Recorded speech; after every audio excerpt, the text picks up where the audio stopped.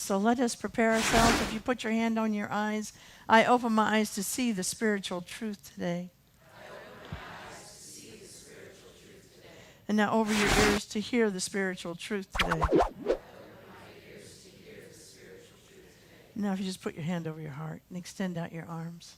I open my heart to receive the spiritual truth today. The spiritual truth that I'm working with today is that God will be with you until the end of time. God will be with you until the end of your time here and your time wherever else you're going to be. God is with you. Now, I'm not talking about a God in the sky that's pulling strings until you leave the planet. I'm talking about a power that is inside of you that once it's unleashed, nothing can stop you.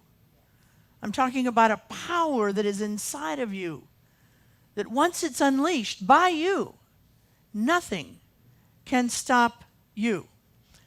Divine intelligence, unlimited wisdom, thinks through you every minute in the past and every minute right now and every minute in the future.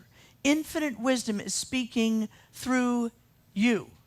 Now, sometimes we're listening and sometimes we're not. But it never stops. Infinite wisdom speaking through us. See, sometimes I think that we need a God makeover in our mind. God doesn't need a makeover, but we need a God makeover in our mind. Because so many of us, practitioners and ministers, we're all victim to it, of falling back into that notion that there's an entity in the sky that's going to do something for us, as opposed to an energy that is within us that'll work through us right now. Not new. It's not a new thought. You don't have to come here to know that. If you study the Old Testament, sometimes called the Torah, in the Old Testament it is written, Jehovah Jireh is my provider. See, the Testament is telling us there's an energy in there, and that we make that energy into form by our thoughts. Jehovah Jireh, my feast of wheat. Jehovah Jireh, my feast of unleavened bread. Jehovah Jireh, my day star, my manna from heaven, my spring day. The Bible's telling us God is my Boaz, my trumpet, my kinsman redeemer, all provisions. They come from an energy, an essence that we bring into form through our mind. Ernest Holmes, our founder, says, what we can conceive, we can see. It's another way of saying what the Old Testament was telling us. The problem is, most of us don't need a trumpet redeemer. Most of us don't need unleavened bread. We need to update God's resume in our mind. Because the source is the source and remains the source. God is the husband or the wife that you are wanting to have in your life. God is the approval on your loan and the payments to make that loan. God is your source. God is your marriage counselor when your relationship is in struggle mode. God is the oncologist that can unlock the cells to regenerate themselves in your body. God is the source of all things, but it's in energy until we bring it into mind. Our work is to recognize the vastness of God, that there is absolutely nothing that this source, that this energy, that this essence can't provide for us. If we have a vision, the source gives us a provision each and every single time. Our work is to begin to trust that no matter what. No matter what. To begin to look for that, whatever it takes to do, to clear our mind of any doubt, whatever it takes. Turn to a neighbor and say, whatever it takes. That's what our work is. Whatever it takes to clear our mind of any doubt that there is a source and an energy for us that will enable us to be able to bring into manifestation the kind of life that it is that we want. But most of us need help. Most of us need help to begin to know how it is to do that. So today I want to borrow from the Christian tradition, from our brother Jesus, from a small parable that he has written. It's a parable that's only in the Gospel of Mark. It's a little known parable. Let me just remind everybody what a parable is. If you're visiting today, a parable is a story that spiritual teachers use to impart something that it's difficult to hear. It's difficult to hear. So they don't tell us straight off, this is how you do it, this is the way to do it, this is what I want you to do. Instead of that, because they know back up, it's too much. So they tell us a story, and they invite us to get from that story the deeper meaning that might assist us in working something through. So I've chosen this parable. It's called the parable of the seed secretly, planting the seed secretly. And so I want to read it. It comes from Mark chapter 4, 26 through 29. And he said, such is the kingdom of God as a man who casts seed unto the ground.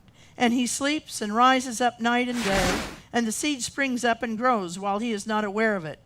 For the earth causes it to yield fruit, and yet first it becomes a blade of grass, then an ear, and at last a full grain in the ear. But when the fruit is ripe, then immediately comes the sickle, because the harvest is ready. Now there's so much in this parable. We could take a month on these 4 lines in this parable because it's so powerful. But today I want to just take a quick look at it. The first line is, to be in the kingdom of heaven. And you know, Jesus thought heaven was right here, right now. It wasn't a place somewhere else, some other time. But right now, we have the opportunity to be right here in heaven right now. It's at hand, Jesus said. In order to be in the kingdom of heaven, you must first cast a seed. And Jesus is telling us something that Ernest Holmes tells us over and over and over again. You must dream. You must have a dream going. You must have a desire going. Everybody in this room should have at least one desire and multiple desires if possible. See, these desires don't have to be big, huge desires. It can be just the desire to have a more pleasant phone call with your adult daughter the next time she calls. That is a desire, a casting a seed to get heaven on earth. Or it could be something very big, like changing your whole career in midlife when everybody else is telling you not to change it. Stay there for the retirement. It might be that dream. Whatever the dream is, you need to have at least one dream to be in heaven. Now, you don't have to have a dream if you want to just stay stuck. You don't have to have a dream if you want to just have the world gray. But if you want to have a heavenly experience, everybody here needs to have a dream. You need to plant a dream. Your dreams are simply God wanting to express through you, no matter what they are. Oh, I have selfish dreams. Good. That's good. God wants to express through your selfish dreams. Why? Because you don't know who's sitting next to you who needs to see you be successful in what you think is a selfish dream. But the most important thing is everybody here needs to have a dream, at least one. And I want you to have several going at the same time. So let's go on and look at what else he says. In the next verse he says, and he sleeps and rises up night and day, and the seed springs up and grows while he is not aware of it. Cast your dreams and relax. Put your dreams out there and relax. Now, relaxing doesn't mean to do nothing. It doesn't mean to not do anything. It means to relax. It means to work on the inside. Cast your dreams. Don't help God. God does not need your help in the world of effect. Okay? God needs your help on the inside for you to open up so you can see the many opportunities that are available for your next steps. When we cast our dream and then we relax and work on the inside, maybe the work on the inside is just to take some time to redefine your dream now and again. Maybe it's time for you to pray. Everybody here should be praying for their dream. Well, I don't really know how to pray in the religious science way. I don't really know the 5 steps. I don't get it. Look, don't worry about that, please. If you know the 5 steps, it's the most powerful prayer you can possibly make. And if you've taken foundations and you're a little rusty, get your workbook out and go over it again. But pray anyway. If you don't, pray anyway. Everybody knows how to talk. Everybody knows how to call up their best friend and say what it is that they want to see made manifest in their life.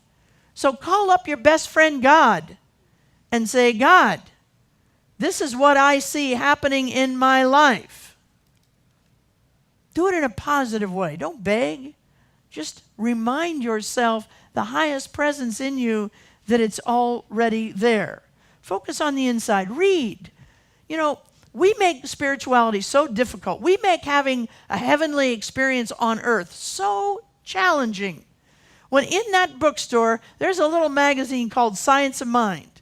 And every day it has a little something in it that will uplift you. It's working on the inside. Takes 2 minutes to read. And if you're willing to read it, it will establish you as a person who is ready to receive the dream. Maybe you need to relax and work on the inside around forgiveness. Some of us need to do forgiveness. Well, I've forgiven everybody I can think of. I don't think so. I do not think so. Because, see, we've forgiven the big things. But have we forgiven the little slights that happened 2 days ago? Are we keeping ourselves fresh in our forgiveness work? Because if we can, that's working on the inside. Cast your dream and work on the inside. Cast your dream and do your forgiveness work. Cast your dream and do your prayer work. Cast your dream and do a little tiny bit of reading. Because here's what happens. The bigger the dream, the more anxiety it will produce. And the harder it will be to relax. Jesus says, sleep. That means he's relaxed. Just relax. And the bigger the dream, the harder it is to relax about it. It produces anxiety unless we're really willing to work very, very hard for it. Now, it means that we have to do some stuff. It just means that we don't have to go out and manipulate it to make it happen. See, my dream, one of my dreams, is that we will fill this sanctuary 3 times every single Sunday, so that more and more people will be able to understand these powerful, life-changing principles. Wouldn't you agree these principles are life-changing? Yeah. So that's my dream. Now, I don't go out and snatch people off the street and bring them in here and put them in the chair and lock the door. No, I've got stuff to do. I set the dream, and then I begin to relax in the success of that dream. Doesn't mean I don't do things. I don't sit around and eat bonbons till it happens. I study. I prepare sermons. I do my reading. I do my teaching. I answer the phone. I do those kinds of things. But I'm not forcing it to happen. And that's what he says is to relax. Plant the seed and sleep in the day, in the night, and rise in the day and do the next best thing. But we need to just be able to get out of God's way. I want to stay in touch with today's principle, that God is with us all of the time, and our word cannot come back to us void. Now, my time, my ego time, and my spirit time, the spirit within me, may not be the same time. So I have to be patient. I know of a minister who has a very large work in Texas, and he often tells the story that he cast the vision, he planted the seed, that he would have a large work of Christian work. T.D. Jakes, many of you know him. I listen to him sometimes on television. Powerful minister. And he says that when he was starting out, he cast the vision that he would have a powerful work for Jesus. And then he began to just do what he knew how to do. And when 6 people came and sat in the chairs, he didn't give up. He didn't let the anxiety overtake him. And when he didn't have any money to pay for gas to drive to the little place he was preaching to these 6 people, he hitchhiked to this place where he was preaching to the 6 people. And when his kids were hungry and he needed to feed them bologna sandwiches, he went out and he got recycling to be able to feed his kids bologna sandwiches, because he was convinced that he had cast his seed and that his heaven would appear. Now, did that mean that he didn't get nervous and that he didn't get anxious? No. But he knew anxiety would kill his dream. Now, what he would say is the devil tried to get in and tell him that he should give up. And what I said, we at Religious Science, we don't really care to talk about devils, you know what I mean? We're way too sophisticated for devils, So here's how we say it. Those thoughts that are in your subconscious that say you're not good enough, you can't do it, who do you think you are? I call it the silent voice's evil twin. Rises up and starts talking to you all the time about how you can't do it. And our work is to say, whatever it takes, I'm not going to give up this idea. Anxiety requires us to do even more prayer. But here's the problem. When we're in a state of anxiety, the prayer is not as effective as if we will allow ourselves to be pre-prayed up. Every one of us should be talking to God every single day. Whether you want to call it Goddess, Allah, Elohim, the sacred grandmother tree, it doesn't matter. Every day when your eyes pop open, you should be saying a little something to God every single day. And it will reduce the anxiety when the dream starts to waver in your heart. God will be with us until the end of time. Let's see what he says in the next verse. The next verse is, for the earth causes it to yield fruit, and yet it first becomes a blade of grass, and then an ear, and at last a full grain. The earth causes it to grow. Your soul, the earth knows what to do. You plant a seed, the earth knows what to do. Your soul knows what to do. If you're willing to plant a seed of desire for yourself, and remember, your seed and your desire is simply God wanting to come through you. If you are willing to do that, your soul already knows what to do. You don't have to tell it what to do. It knows. Now, if you want to enhance your ability to make manifest that which you want in your life, feed your soul good stuff. Feed your soul good stuff. And only you know what that is. For me, feeding my soul is gospel music. That's what feeds my soul. For you, it may be opera, may feed your soul. It may be hip-hop that feeds your soul. Reading feeds your soul. Being with good friends feeds your soul. Find out what feeds your soul, because your soul knows what to do if it's being fed in your life. So then it goes on to say this. God shows up in baby steps. It shows up first as a blade, and then an ear, and then a full ear of corn. Okay? We want to be able to look at that. Be patient.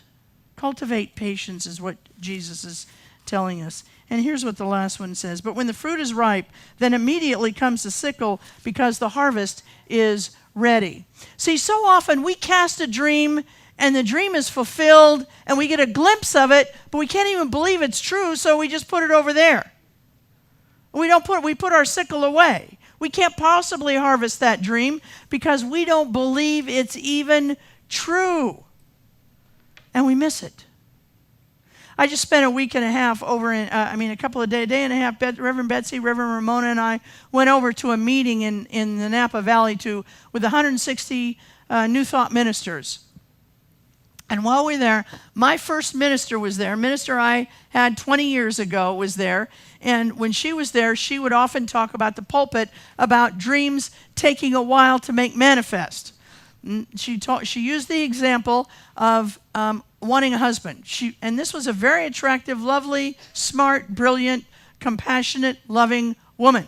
We could not figure out why she didn't have a husband. We couldn't figure out why she didn't have 10 husbands. She was amazing. And she would come to the Sunday and she would frequently talk about her treatment centered around attracting a husband because she wanted a loving mate. And so this went on for a while. And then about maybe a year and a half after continuing to do her work internally, casting her seed that she wanted a mate, she finally fell in love. But it was with a woman. And it was very upsetting with her because she did not want to be gay. And yet, this is how Spirit delivered for her the package that she wanted. But because she couldn't see it, she couldn't harvest it. I'm happy to say that those two women were married 3 days before they came to this conference, and they had been together 18 years. Yeah, that's a great thing. Now, my heterosexual sisters and brothers, don't get nervous. I'm not trying to say, oh, God. Oh, my God, I don't want that, all right?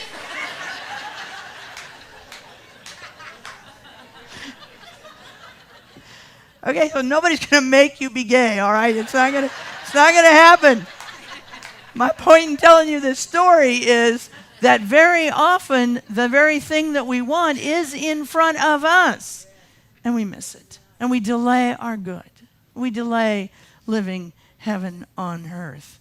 So be willing to just open up. Be willing to take risks in your life. In every area of your life, be willing to take some risks and see what happens. All right, let's take this message into prayer.